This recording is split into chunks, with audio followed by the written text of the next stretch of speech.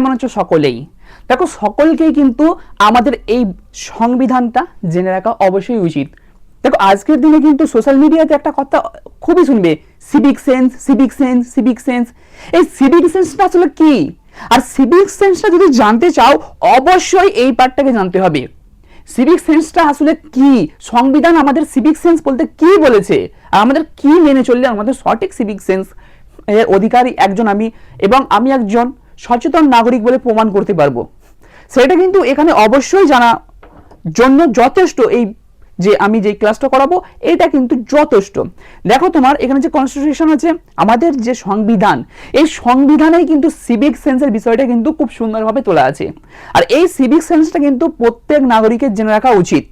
এটা কিন্তু যদিও একটা অষ্টম শ্রেণীর ইতিহাসের নবম অধ্যায়, আর আমরা কিন্তু আজকে যে নবম অধ্যায়ের কি পড়ছি না, ভারতীয় সংবিধান ও গণতন্ত্রের কাঠামো ও জনগণের অধিকারের পার্ট 3, পার্ট 1 এবং পার্ট 2 হয়ে গেছিল, আজকে মানছি পার্ট 3। কিন্তু এই পার্ট 3 তে সিভিক সেন্সের বিষয়টা কিন্তু পুরোপুরি আছে। আর এটা কিন্তু সকলের জন্যই অত্যন্ত গুরুত্বপূর্ণ। যারা পাঠ্য পুস্তকটা পড়ছো তাদের জন্য যেমন আছে, তেমন প্রত্যেকটা ভারতীয় নাগরিক যারা এই সাধারণ ভারতে থাকো তাদের জন্য অবশ্যই অবশ্যই জেনে রাখা উচিত। তাই তোমরা কিন্তু ভিডিওটা আগে দেখতে থাকো। দেখো তোমাদের যে বইয়ের নবম অধ্যায় সেটা তোমরা দেখতে পাবে, তোমাদেরকে বইটা জাস্ট একবার দেখে দিলাম। যাই হোক, এখানে কিন্তু প্রত্যেক জনের জন্য প্রয়োজন। এটা কি আছেন দেখো, ভারতীয় সংবিধানের নাগরিকদের মৌলিক অধিকারগুলি সম্পর্কে ধারণা দাও। আগে আমরা আমাদের যে অধিকার আছে, যে ভারতীয় সিভিক্স যারা জনগণ, এদের কি অধিকার আছে এটা জেনে নেব। তারপরেই আমরা জেনে নেব আমাদের কি কর্তব্য আছে। এই কি না, সংবিধানে নাগরিকদের মৌলিক কর্তব্যগুলি, এই কর্তব্যগুলি হলো সিভিক সেন্স। এই কর্তব্যগুলো জানতে পারলেই এবং এই কর্তব্যগুলো মানতে পারলেই আমরা একজন পরিপূর্ণ ভারতীয় এবং সচেতন নাগরিক বলে প্রমাণিত হব। তার আগে আমাদের সংবিধান কি কি অধিকার দিয়েছে, আমরা সেই অধিকারগুলো যদি জানি, তাহলে আমরা কিন্তু প্রত্যেকটা নেতা মন্ত্রীর কাছ থেকে শুরু করে আমাদের দেশের বিভিন্ন বিডিও থেকে শুরু এসডিও পঞ্চায়েত আমাদেরকে কি কি মানে ফ্যাসিলিটি আমরা তাদের কাছ থেকে পেতে পারি, বা আমাদের সংবিধানে আমাদেরকে কি গুরুত্ব দিয়েছে, বা আমরা সবাই ইকুয়াল কিভাবে আমরা সেটা প্রমাণ করতে পারি, আমাদের যে শিক্ষার অধিকার আছে সেটা আমরা কিভাবে জানবো, সবটাই কিন্তু এতে জেনে যাচ্ছি। চলো একবার শুরু করেছি। যেটা আমরা প্রথমে গিয়েছিলাম সেটা কি, ভারতীয় সংবিধানের নাগরিকদের যে মৌলিক অধিকারগুলি সম্পর্কে। আমরা আগে অধিকারটা জেনে নেব, তারপরে আমরা আমাদের কর্তব্যটা জেনে নেব। আগে আমাদেরকে সংবিধান কি কি অধিকার দিয়েছে সেগুলো আমরা জেনে নিই, অবশ্যই এরপরে আমরা সিভিক সেন্সের বিষয়টা পরিষ্কার হয়ে যাবে। চলো আগে যাই, বেশি কথা বলছি না, একেবারেই উত্তর যেটা কি আছে না, ভারতীয় সংবিধানের রচনাকালে তৃতীয় অধ্যায়ে 7টি মৌলিক অধিকারের বিধিবদ্ধ করা হয়েছে। ভারতীয় সংবিধানের তৃতীয় যে অধ্যায়টা আছে তাতে 7টি মৌলিক কর্তব্য আছে বা অধিকার আছে। যেমন কর্তব্য, এখানে কর্তব্য নয়, এখানে মৌলিক অধিকারগুলো বলছি। তো 7টি যে মৌলিক অধিকার আছে সেই অধিকারগুলো কি কি, এটা কি হয়েছিল কিন্তু 44তম সংবিধান সংশোধন অনুযায়ী, যখন 44তম সংবিধান, দেখো সংবিধান তো বিভিন্ন সময় একই থাকে না, কখনো কখনো সংশোধন করা হয়। যখন 44তম সংশোধন হয়েছিল তখন কিন্তু একটাকে বাতিল করা হয়, এবং আজকের দিনে তাহলে কত হবে, 6টি মৌলিক আমাদের অধিকার আছে ভারতীয় নাগরিকদের। সেগুলো কি, প্রথমেই আছে সাম্যের অধিকার। কি আছে প্রথমে আছে সাম্যের অধিকার। সাম্যের অধিকার কোথায় আছে না, ভারতীয় সংসদের 14 থেকে 18 নম্বর ধারায়। তাহলে আর্টিকেল 14 to 18, ধারা মানে আর্টিকেল, তাহলে 14 থেকে 18 ধারায় আমাদের সংবিধানে সাম্যের অধিকার আছে। এই সাম্যের অধিকার মানে কি, সাম্যের অধিকার মানে হচ্ছে সকলের সমান অধিকার। এখানে কে সকল না, অধিকার শোষিত কি হয়েছে এখানে, জাতি ধর্ম বর্ণ নির্বিশেষে সকল নাগরিকদের সমান অধিকার। সমস্ত জাতি, সমস্ত ধর্ম, সমস্ত বর্ণ, সকলের সমান অধিকার। এই সমান অধিকারের তাকে বলা হচ্ছে কি সাম্যের অধিকার। তাহলে ভারতীয় সংবিধান কি আমাদেরকে দিয়েছে, সাম্যের অধিকার দিয়েছে প্রথমটা। দ্বিতীয় যেটা দিয়েছে আমাদের স্বাধীনতার অধিকার। সংবিধানের 19 থেকে 22 নম্বর ধারা, এটাকে ইংলিশে বলে আর্টিকেল কত, 19 to 22 এই ধারা কি করেছে না স্বাধীনতার অধিকার ঘোষিত স্বীকৃত হয়েছে। ভারতের নাগরিকগণ কথা বলা, মত প্রকাশ, কিসের স্বাধীনতা না কথা বলার স্বাধীনতা, কিসের স্বাধীনতা না মত প্রকাশের স্বাধীনতা। দেখো আমরা কিন্তু অনলাইন ক্লাসে অনেক মত প্রকাশ করেছি, এছাড়া বিভিন্ন ইউটিউবার যারা আছে যারা ফ্যাক্ট নিয়ে ভিডিও করে, যেমন দুয়োব রাঠি, আরো বিভিন্ন জন, ফ্যাক্ট ভাই, বিভিন্ন জন দেখবে তারা কি করে, তারা কিন্তু এই যে মত প্রকাশের যে অধিকার, তাদের যে নিজস্ব পয়েন্ট অফ ভিউ, এটা যে প্রকাশ করে, এই প্রকাশ করার স্বাধীনতাটা পায় কোথা থেকে না সংবিধানের 19 থেকে 22 নম্বর ধারা অনুসারে। 19 থেকে 22 নম্বর ধারা অনুসারে ভারতের জনগণ তার মত প্রকাশ করতে পারবে, এই স্বাধীনতা ভারতের সংবিধান দিয়েছে। তাহলে আর্টিকেল কি 19 to 20, তোমরা যদি কোনো কিছু বিষয়ে মত প্রকাশ করতে চাও অবশ্যই করতে পারবে, কারণ সংবিধান তোমাদেরকে এই স্বাধীনতা দিয়েছে। এবং সাথে কি সমবেত হওয়া, যাতায়াত ও বসবাস করা, পেশা গ্রহণ প্রভৃতি স্বাধীনতা ভোগ করে থাকেন। আমি কি পেশা গ্রহণ করব, আমি কোন কাজটা করব, সেটা স্বাধীনতা আমার ব্যক্তিগতভাবে, এটা কিন্তু কেউ চাপিয়ে দিতে পারে না, এই অধিকারটা সংবিধান দিয়েছে। চলো আগে, শোষণের বিরুদ্ধে অধিকার। এই শোষণের বিরুদ্ধে যে অধিকার সেটা কত নম্বর ধারা আছে সংবিধানের 23 থেকে এবং 24, এটা ও হবে, ও 24 নম্বর ধারায় নাগরিকদের শোষণের বিরুদ্ধে অধিকার স্বীকৃত হয়েছে। শোষণের বিরুদ্ধে অধিকার, কোনো মানুষকে যদি শোষণ করা হয়, এখানে শোষণ বলতে কি, শোষণ বলতে একটু বুঝে নাও, মানুষকে ক্রয় বিক্রয় করা।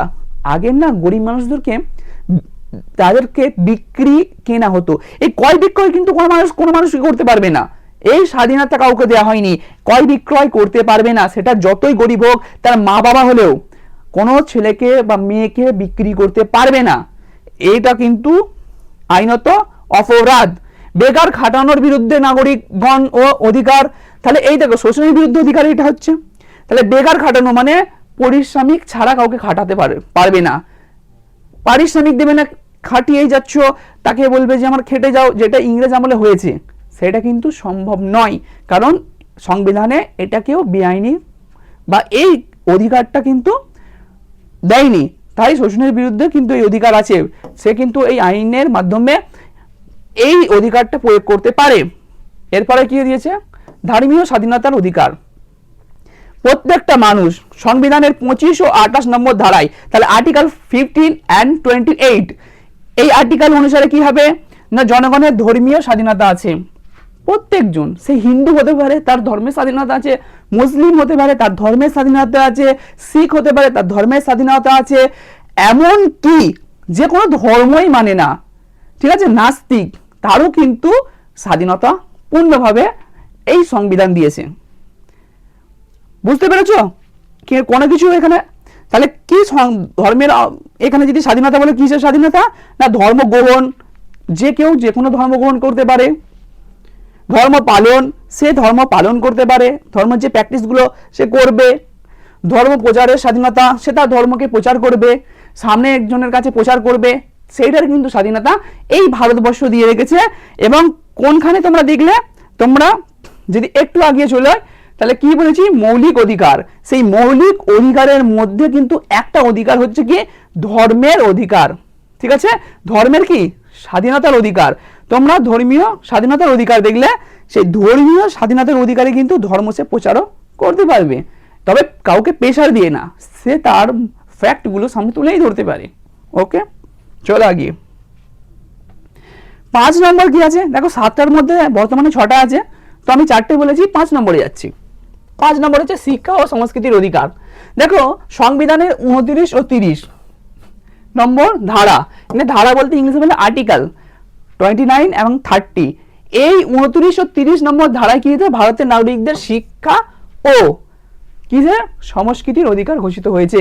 তাহলে এই ধারা অনুসারে তাদের কি কি আছে না শিক্ষা এবং সংস্কৃতির ধারা, এটা কি না শিক্ষার প্রতিষ্ঠানে প্রবেশের অধিকার সবাই, যেমন উচ্চবর্ণ নিম্নবর্ণ কোনো বিষয় নেই, কোনো ধর্মের বিষয় নেই, সমস্ত ধর্ম বর্ণ নির্বিশেষে শিক্ষার অধিকার পাবে। তারপরে কি বৈষম্যমূলক মানে যেগুলো বৈষম্য করা হয়, এই বৈষম্যমূলক আচরণ না করা, কারোর মধ্যে বৈষম্য করা যাবে না। আমি তো এর আগেও বলছিলাম ভিডিওতে যে বিভিন্ন শিক্ষা প্রতিষ্ঠানে কিন্তু বৈষম্য করা হয়, সেটা কলেজেও হয়, আজকের দিনে 2026-এও হয়, ইউনিভার্সিটিতে হয়, বিভিন্ন এমনকি লজ্জার কথায় বিভিন্ন MBBS কলেজেও হয়। এটা নিয়ে কিন্তু বহু কেস হয়েছিল। বর্তমানে ইউজিসি নতুন নিয়ম করেছে যে যারা পিছিয়ে পড়া মানুষ তাদেরকে এই বৈষম্য শিকার যাতে না হতে হয়, সেই জন্য 2026-এ কিছু নিয়ম করেছে, যেটা নিয়ে এখন ট্রেন্ড চলছে, বিভিন্ন আন্দোলন। সে যাই হোক, ধর্মের ভিত্তিতে কি সংরক্ষণ না করা, কোনো ধর্মের ভিত্তিতে যে এই ধর্মের মানুষ এতজন পড়বে না করা, প্রভৃতি শিক্ষা বা সংস্কৃতির অধিকার অন্তর্ভুক্ত। কোনো শিক্ষাকে ধর্ম কেন্দ্রিক করা যাবে না, যেটা জাতীয় শিক্ষা, দেশের শিক্ষা, সেগুলোকে ধর্মের ভিত্তিতে করা যাবে না। ঠিক আছে। 6 নম্বর, সাংবিধানিক প্রতিবিধানের অধিকার। দেখো, সংবিধানের 32 এবং 35 নম্বর ধারা ও 226 নম্বর ধারায় সংবিধানের কি প্রতিবিধানের যে অধিকার আছে তা লিপিবদ্ধ করা হয়েছে। প্রতিবিধানের অধিকার কি, সেগুলো কি লিপিবদ্ধ। এই অধিকারের মধ্যে কি মৌলিক অধিকারগুলি বলবৎ ও কার্যকর করা হয়। এই অধিকারের মাধ্যমে যে সমস্ত মৌলিক অধিকার আছে সেইগুলোকে বিনিষ্ট করা, মানে একেবারে কি বলবো, বলবৎ মানে কি এখানে বাতিল করা এবং কার্যকর করা। এখানে কিন্তু যে কোনো আইন সেগুলোকে হচ্ছে বাতিলও করতে পারে, সেগুলোকে আবার প্রয়োগও করতে পারে, সেইগুলো কিন্তু এই আইনের মাধ্যমে হয় এবং এইগুলো কার্যকর করা হয়। ঠিক আছে। এর জন্য কি সুপ্রিম কোর্টের কাছেও আবেদন করা যায়। এই আইনগুলোকে করার জন্য সুপ্রিম কোর্টের কাছে আইন একেবারে যে প্রয়োগ করতে পারে সেটা কি সংবিধানের এই অধিকারের মাধ্যমে। তাহলে আমরা কিন্তু মৌলিক যে অধিকারগুলো সেগুলো কিন্তু জানতে পেরে গেলাম। এইবারে কিন্তু সেই বিষয়টা আমি ফিরে যাচ্ছি, যেটা হচ্ছে সিভিক সেন্স। এই একটা শব্দ সোশ্যাল মিডিয়ায় ভরে আছে, তোমরা অবশ্যই এই শব্দটা শুনেছ। সিভিক সেন্স থাকতে গেলে কিন্তু এই যে সংবিধানের যে কর্তব্যগুলো আছে, মৌলিক কর্তব্য, এই কর্তব্যগুলো কিন্তু মানলেই সিভিক সেন্স বিষয়টা কিন্তু পরিষ্কার হয়ে যাবে। ঠিক আছে। তোমরা যদি এই কর্তব্যগুলো মেনে নিতে পারো এবং ভারতীয়রা যারা যারা আছো তাদের জন্য একেবারেই পরিষ্কার হয়ে যাবে সেই নিয়মগুলো কি, সেইগুলো দেখো তোমরা একেবারেই দেখতে পাবে। এই রে, বড্ডই অসুবিধা হচ্ছে এটা। ওকে, কি কি হতে হবে না, ভারতের রাষ্ট্র ও সমাজের প্রতি নাগরিকদের কিছু কর্তব্য রয়েছে। সেই কর্তব্যগুলো 42তম সংবিধান সংশোধনের মাধ্যমে কি নাগরিকদের 10টি মৌলিক কর্তব্য পালনের কথা বলা হয়েছে। কটা না 10টি, কত না 42তম সংবিধান সংশোধন। দেখো 42তম বিভিন্ন সময় সংবিধান সংশোধন করা হয়েছে। সেই সংবিধান সংশোধনের মধ্যে 42তম যখন হয়েছিল তখন এই মৌলিক কর্তব্যগুলো বলা হয়েছে। সেই মৌলিক কর্তব্যগুলোর মধ্যে হচ্ছে যে ভারতের সংবিধান মৌলিক কর্তব্যগুলো আমি একটা বলছি, সংবিধান এবং সংবিধানের আদর্শ, বিভিন্ন সাংবিধানিক প্রতিষ্ঠান, জাতীয় পতাকা এবং জাতীয় স্তম্ভের প্রতি শ্রদ্ধা করা। তাহলে আমরা কিসের শ্রদ্ধা করব? আমরা আমাদের জাতীয় পতাকা শ্রদ্ধা করব, আমরা আমাদের জাতীয় স্তম্ভের শ্রদ্ধা করব, আমাদের সংবিধানের শ্রদ্ধা করব এবং সংবিধানে যে সমস্ত আইন এবং আদর্শ আছে সেইগুলোর শ্রদ্ধা করব।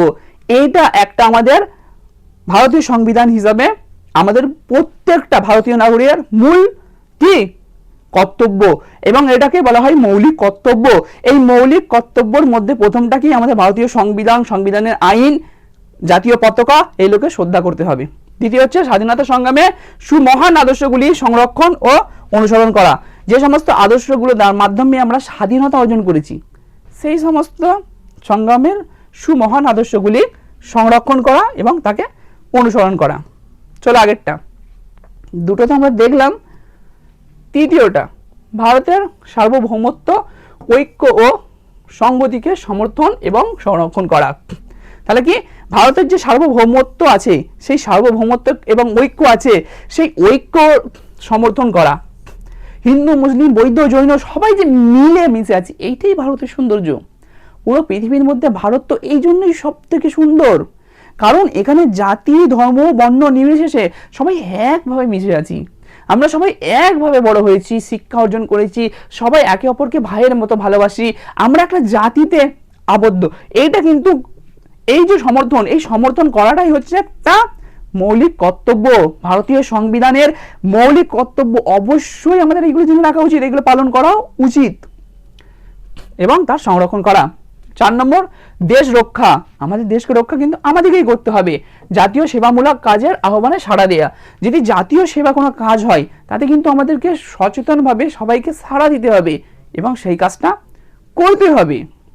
5 হচ্ছে কি, ধর্মগত, ভাষাগত, আঞ্চলিক বা শ্রেণীগত বিভিন্নতার ঊর্ধ্বে জাতীয় জনগণের ঐক্য ও সৌভ্রাতৃত্ব গড়ে তোলা এবং নারীর মর্যাদা হানিকর প্রথাসমূহ ত্যাগ করা। দেখো এখানটা কিন্তু খুব খুব খুব গুরুত্বপূর্ণ আমাদের একটা কর্তব্য আছে, একেবারে তোমরা যদি শিখে যাও অবশ্যই তোমাদের জীবনে এবং এই দেশকে সুন্দরভাবে গড়ে তোলার জন্য এটা খুবই বড় ভূমিকা পালন করবে। এটা কিন্তু আমাদের অবশ্যই কর্তব্য, এটা মেনে চলা উচিত। এটা সংবিধানের একটা মৌলিক কর্তব্য কি না, ধর্মগত, ভাষাগত, আঞ্চলিক, শ্রেণীগত বিভিন্ন যে বিভিন্নতা আছে, ধর্ম অন্য হতে পারে, ভাষা অন্য হতে পারে, অঞ্চল অন্য হতে পারে, কিন্তু বিভিন্নতার ঊর্ধ্বে ওঠে আমরা যে ভারতীয়, আমাদের ঐক্য এবং সৌভ্রাতৃত্ব গড়ে তোলা এবং নারীর মর্যাদা হানি হবে এমন কোনো প্রথা, তাকে সেই সমস্ত প্রথা সেটা যার নামেই হোক, ধর্মর নামে, বর্ণর নামে, যার হোক, সেইগুলোকে ত্যাগ করতে হবে। এবং 6, জাতীয় মিশ্র সংস্কৃতি গৌরবময় ঐতিহ্যের সম্মান এবং সংরক্ষণ করা। জাতীয় যে মিশ্র সংস্কৃতি আছে, আমাদের জাতি, আমাদের ভারতবর্ষে বহু সংস্কৃতি আছে এবং সমস্ত সংস্কৃতি মিলেই আমাদের জাতীয় সংস্কৃতি। এই যে মিশ্র সংস্কৃতি, এই মিশ্র সংস্কৃতি কিন্তু গৌরবময় ঐতিহ্য যে আছে, সেই ঐতিহ্যকে সম্মান করতে হবে এবং সেটাকে সংরক্ষণও করতে হবে। বুঝতে পেরেছো? সেটাকে কি করতে হবে? সম্মান করতে হবে। আর কি করতে হবে? সেটাকে সংরক্ষণও করতে হবে। আমরা সংরক্ষণ করলে তবে আমাদের আগের যে প্রজন্ম তারা তো এগুলো পেয়ে যাবে। এই সেন্সগুলো কিন্তু আমাদের মধ্যে থাকলে অবশ্যই এই মৌলিক কর্তব্যগুলো পালন করলে সিভিক সেন্স কিন্তু থাকবেই। কারণ আমরা যখন জাতির উন্নয়নের জন্য, ভারতের উন্নয়নের জন্য আমরা ভারতের পতাকা যেমন সম্মান করব, ভারতের উন্নতির জন্য আমরা আগিয়ে আসব, ভারতের কাজ করার জন্য আগে আসব। দেখো তারপরে কি আছে না, 7 নম্বরে যেটা আছে, বনভূমি, হ্রদ, নদ নদী এবং বন্য প্রাণী সহ প্রকৃতির যে প্রাকৃতিক পরিবেশ আছে, পরিবেশ হবে, যে প্রাকৃতিক পরিবেশ হবে, হ্যাঁ ঠিক আছে, প্রাকৃতিক পরিবেশ, প্রাকৃতিক যে পরিবেশ আছে তাকে সংরক্ষণ এবং সমস্ত প্রাণীর প্রতি মমতা বোধ তৈরি করা। বনভূমি, যে বনভূমি আছে, যে হ্রদ আছে, যে নদী আছে, শুধু তাই, শুধু মানুষের মধ্যে মিলের কথা বলা হয়নি। বনভূমির সংরক্ষণের জন্য হ্রদ, নদ নদী এবং কি বন্য প্রাণী, যে সমস্ত বন্য প্রাণী আছে বা পরিবেশ সংরক্ষণ, পুরো পরিবেশটা যাতে ভালো থাকে, পুরো এনভায়রনমেন্টের জন্য সমস্ত প্রাণীর প্রতি মমতাবোধ তৈরি করা, এইটা কিন্তু আমাদের কি একটা মৌলিক কর্তব্য। এই যে আমাদের সংবিধানের মৌলিক কর্তব্য, সংবিধানের মৌলিক কর্তব্যের মধ্যে একটা কর্তব্য এটা। যদি আমরা প্রত্যেক ভারতবাসী সবাই সবাইকে শ্রদ্ধা করি, সবাই সবাইকে কি ভালোবাসি এবং আমরা কি জাতি, একটা জাতি বলে সবাই এক হয়ে যেতে পারি, সেটা তাহলে কি আমাদের কি হবে? আমাদের দেশকে উন্নতি করবে এবং আমরা দেশে আগে যাব। তারপরে কি বলেছে, এটা কিন্তু অনেক ধার্মিক ব্যক্তি মানতে চায় না, যদিও এইটাও কি আমাদের ভারতের জাতীয় যে সংবিধান আছে তার কিন্তু একটা কর্তব্য দিয়েছে সাধারণ জনগণের জন্য। তার মধ্যে কি বলে, বৈজ্ঞানিক মানসিকতা এবং মানবিকতা, অনুসন্ধান ও সংস্কারের মানসিকতাকে গ্রহণ করা এবং তার প্রসার ঘটানো। এ দেখুন, বৈজ্ঞানিক মানসিকতা বলতে বহু প্রথা আছে যেগুলো খালি কথাতেই চলে, তার কোনো এভিডেন্স নেই যে এটা করলে এটা হয়ে যাবে, এটা করলে ওটা হয়ে যাবে। বহু কুসংস্কার কিন্তু এগুলো আমার দেশে চলে আসছে। যেমন সামনে দিয়ে বিড়াল চলে গেলে আমরা কেউ আগে যাই না, কেন না, সে আমার রাস্তা কেটে দিয়েছে, আমি আগে গেলে আমার ক্ষতি হবে। দেখো এটা তো একেবারে কি বলবো, কুকথা, সেন্সলেস কথা। এগুলো বৈজ্ঞানিক মানসিকতা দিয়ে আমাদেরকে বিচার করতে হবে, কেন এটা হবে। অনেক নারী আছে যে এই খাবারটা খাবো না, খেলে আমার, যদিও সেগুলো বৈজ্ঞানিক কোনো এভিডেন্স নেই যে আমার স্বামীর এটা ক্ষতি হয়ে যাবে বা ওইটা হয়ে যাবে, বা এই সময় সূর্যের দিকে তাকাবো না, বা বিভিন্ন এমন আছে, বুঝতে পারছো, বা আমাকে এটা মানতে হবে, ওটা মানতে হবে, বা এটা, এবং এমন কিছু আছে যেগুলো তাদের শরীরের জন্য এবং তাদের সমাজের জন্য ক্ষতিকারক। বিভিন্ন সমাজে নারীকে পিছিয়ে রাখা থেকে শুরু করে বিভিন্ন যেগুলো ধর্ম বা জাতি বা সংস্কৃতির নামে চালানো হচ্ছে, সেইগুলো থেকে বেরিয়ে এই বৈজ্ঞানিক মানসিকতার আহ্বান জানিয়েছে আমাদের সংবিধান। যেগুলো বৈজ্ঞানিকভাবে ঠিক সেগুলোকে আমাদের গ্রহণ করতে হবে। এটা কে বলেছে? সংবিধান। এবং এই শুধু সংবিধান বলেনি, এটা আমাদের মৌলিক কর্তব্য একটা। এবং মানবিকতা, মানুষের এক যে মানবিকতা থাকবে এইটা, এবং যে এবং সঠিক যে মানসিকতা, যেটা সঠিক সেটার অনুসন্ধান, সেটাও কিন্তু আমাদের একটা মৌলিক কর্তব্য। এরপরে আমাদের কি মৌলিক কর্তব্য আছে? জাতীয় সম্পত্তি সংরক্ষণ ও হিংসা ত্যাগ করা। জাতীয় যে সম্পত্তি আছে, যেমন ধরো এখন রেল আছে, এছাড়া বিভিন্ন যে সরকারি অফিসগুলো আছে, দপ্তর আছে, সেই সমস্ত এবং আরও ইত্যাদি যে সমস্ত সম্পদগুলো জাতীয় আছে, সেগুলোকে আমাদেরকে সংরক্ষণ করতে হবে, কারণ এগুলো আমাদের জাতির বা আমাদের দেশের সম্পদ। এবং হিংসা ত্যাগ করা, এটাও কিন্তু আমাদের একটা কর্তব্যের মধ্যে পড়ছে।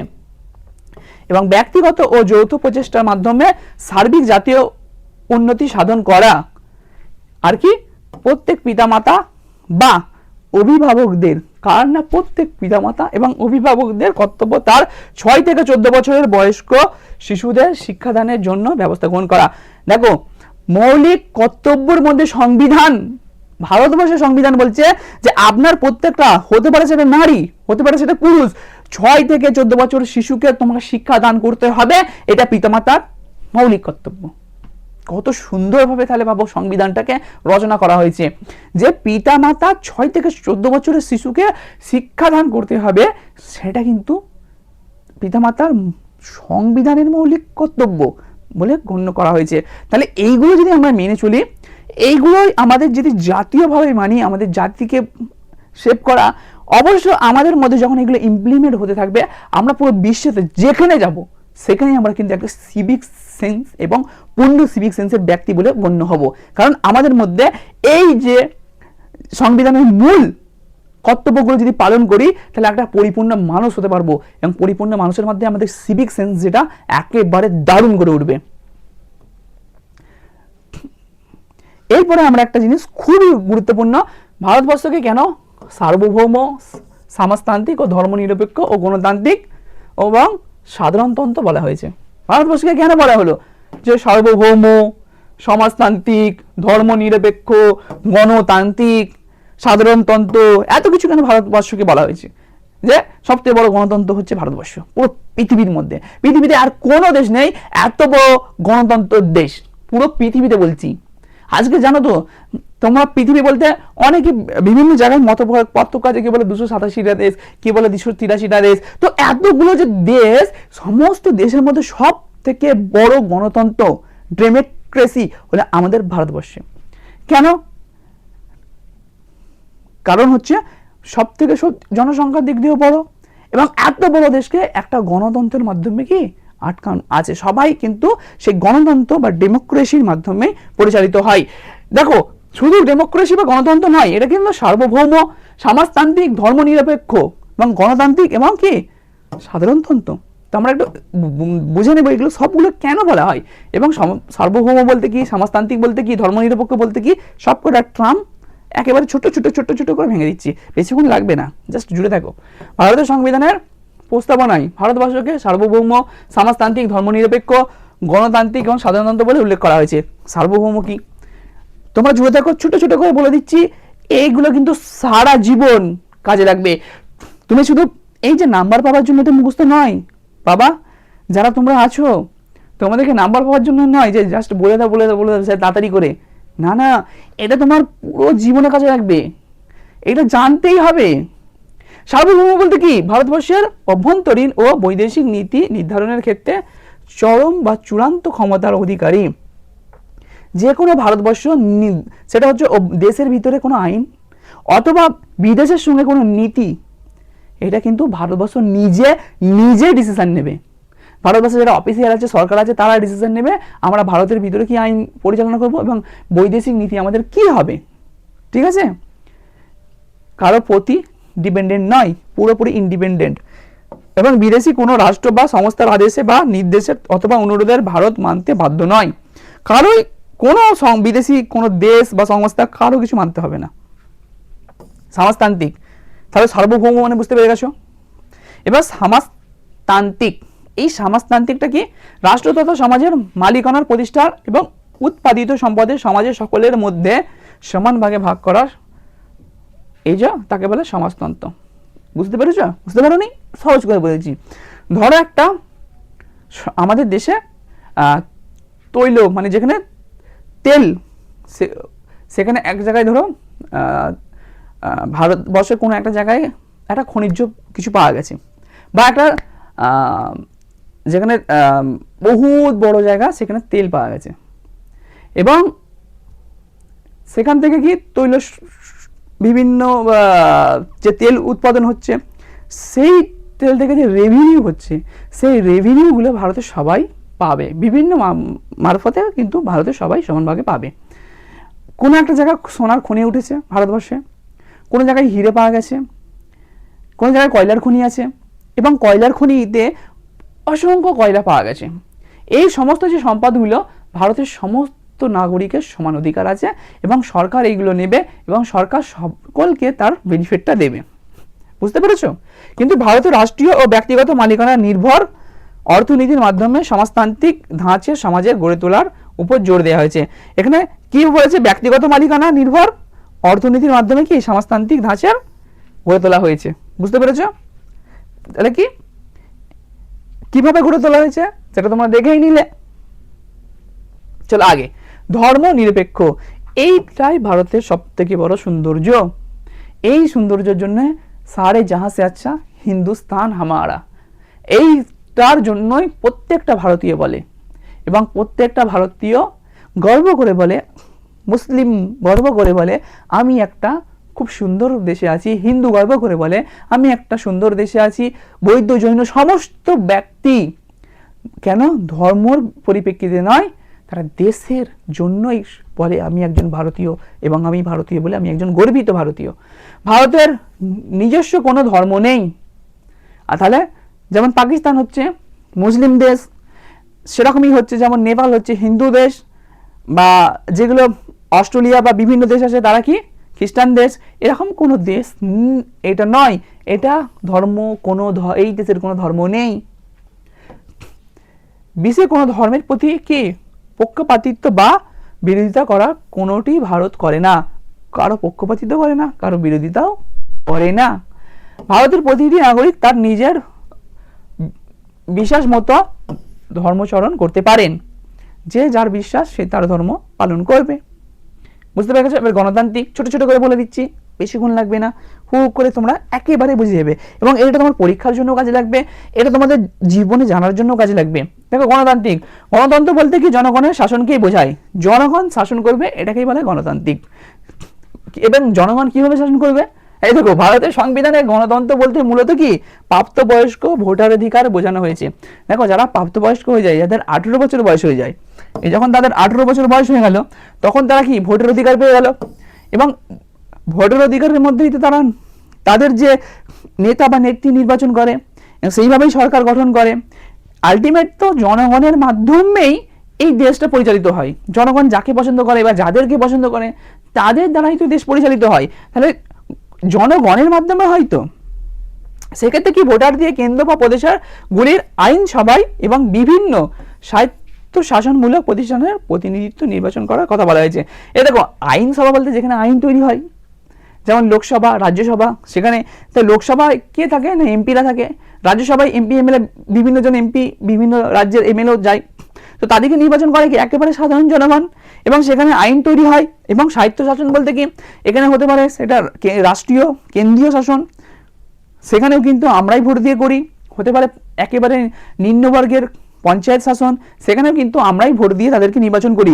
আলটিমেট বলতে গেলে জনগণই এর প্রধান ক্ষমতার উৎস, এটাকেই গণতান্ত্রিক ব্যবস্থা বলা হয়। চলো আগে, সাধারণতন্ত্র। দেখো ভারতের শাসন ব্যবস্থার শীর্ষে রয়েছে কি রাষ্ট্রপতি, তিনিও ভারতের জনগণ দ্বারা পরোক্ষভাবে নির্বাচিত হন, তিনি কিন্তু সরাসরি ভারতীয় জনগণের দ্বারা নির্বাচিত হন না। ভারতের শাসনতন্ত্রের উৎস এবং রক্ষক হলেন কি জনগণ।